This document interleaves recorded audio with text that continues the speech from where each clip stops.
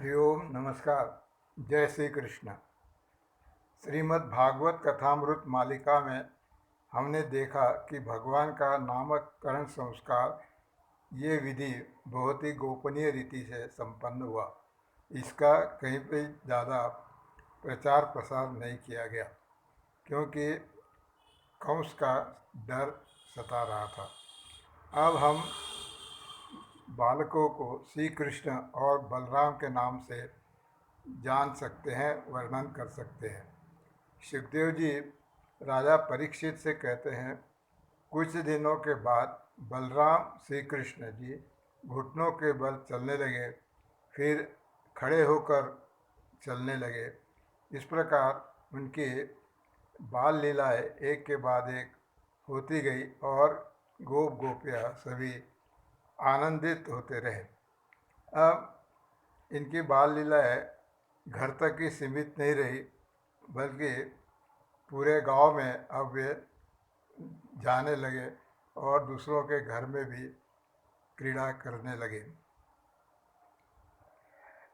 ये बाल लीलाएँ सबके घर जाकर करते थे और गोपियाँ भी यह चाहती थी कि लाला उनके घर पर आए और उनके यहाँ पर मक्खन चोरी करे, खेल खेले बच्चों के साथ। वे खुद चाहती थी, परंतु जब भगवान उनके घर दूध मक्खन चोरी करते थे तो उसकी शिकायत करने वे माता यशोदा के पास पहुँचते और कहती कि तुम्हारा ये लाला छोटा है पर बहुत हमारे घर पे उत्पात मचाता है, हमारा दूध मक्खन खा लेता है। इस प्रकार आकर उनको बुलाना देती है यशोदा जी को, क्योंकि यशोदा को लगता है कि हमारे घर पे ही इतना मक्खन दूध है कि मेरे यहाँ घर का नहीं खाता और दूसरों के घर पे जा खाता है, ये कोई अच्छी बात नहीं है। इसलिए वो भगवान को डांटती भी है। परंतु ये जो गोपियाँ आती थी वे सब शिकायत तो करती थी पर उनमें भी प्यार छिपा हुआ था। वो खुद चाहती थी कि भगवान का उनके घर जाके उसका चेहरा देखे, वो कैसा डांटने पर क्या करता है, ये सब देखना चाहती थी। और अब हम सब लोग भगवान को माखन चोर के नाम से कहते हैं, पर ज़रा सोचे तो वास्तव में चोर कौन है? ये सारा विश्व तो भगवान का है, हर चीज़ उसकी है। फिर उसकी चीज़ है तो जो स्वामी है वह अपने घर में दूध मक्खन या कुछ भी चीज़ देता है तो वो चोरी कैसे हो सकती है? चोरी नहीं है। वास्तव में चोर तो हम है। भगवान ने हमें सब कुछ दिया है और हमने उसे मेरा मेरा मान लिया है, उस पर अपना स्वामित्व प्रकट किया, ये मेरा घर है, ये मेरा है, ये मेरा। परंतु वास्तव में ये सब भगवान का है। भगवान की इस लीला का अर्थ ये भी है कि भगवान सार ग्रहण करते हैं, भाव को देखते हैं। दूसरा अर्थ है वे हमें हमारी समस्त वासनाओं से मुक्त कर देते हैं। और तीसरी बात यह है कि वे दूध दही थोड़ी चुराते हैं, वे तो मन को ही चुरा कर ले जाने वाले भगवान है। भगवान ही गोपियों की इच्छा पूर्ण कर रहे थे। भगवान को दूध पीना अच्छा नहीं लगता था, उन्हें मक्खन ज़्यादा प्रिय था। परंतु यशोदा मैया उन्हें रोज़ दूध पिलाती थी, दूध का आग्रह करती थी।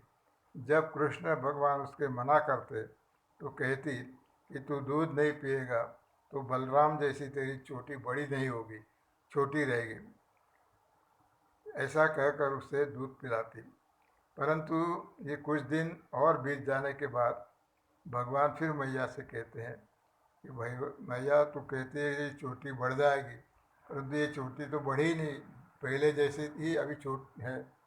मैया कब ही बढ़ेगी चोटी, कीती बार मोहि दूध पियत भई, यह आज हूँ है छोटी छोटी, कांचो दूध पियावत पची पची, देती न माखन रोटी।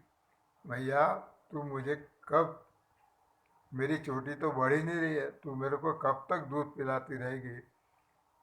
यह आज भी छोटी की छोटी रह गई और मैं दूध पी पी के मैं थक गया हूँ, तू मुझे कब मक्खन रोटी खिलाएगी। इस प्रकार से भगवान यशोदा मैया से कहते हैं। ये सुंदर पद संत सूरदास जी ने लिखा हुआ है। ऐसे अनेक प्रसंग यशोदा मैया के जीवन में आते हैं। एक बार लाला ने मक्खन खाने के बाद मिट्टी खा ली और ग्वाल बालाओं ने यशोदा से शिकायत कर दी कि तुम्हारे लाला ने मिट्टी खाई है। तो यशोदा मैया ने झट जाकर बाएं हाथ से कृष्ण का दाहिना हाथ पकड़ लिया और दाएं हाथ में छड़ी लेकर कहने लगी, क्यों रे लाला, तूने मिट्टी क्यों खाई। इस प्रकार कहकर उसको डांटने लगी।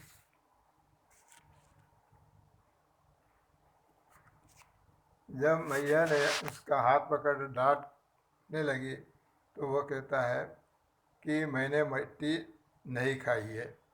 मैया, मैं कहा तेरे सारे सखा कह रहे हैं कि इतना ही नहीं, तेरा बड़ा भाई बलराम भी यही कह रहा है।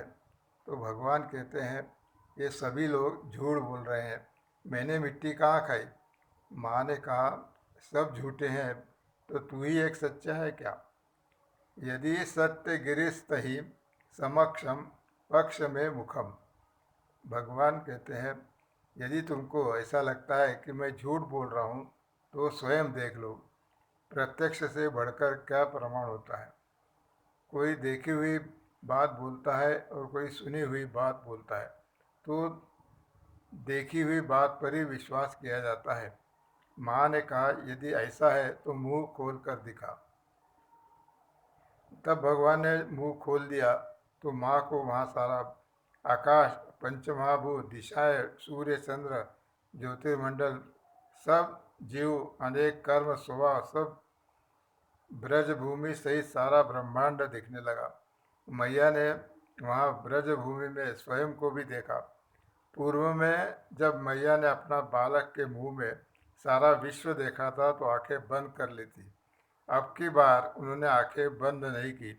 भगवान ने सोचा था कि ये विश्व देख के आंखें बंद कर लेगी, परंतु इस बार उसने आंखें बंद नहीं की।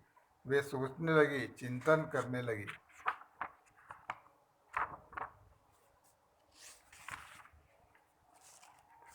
किम स्वप्न एतदुत देव माया, किम वा मदीयो बत बुद्धिमोह। क्या यह स्वप्न है या भगवान की माया है। कहीं मेरी बुद्धि का भ्रम या फिर मेरे बालक की कोई योग सिद्धि तो नहीं है। इस बार वे इस प्रकार विचार करने लगी तो भगवान को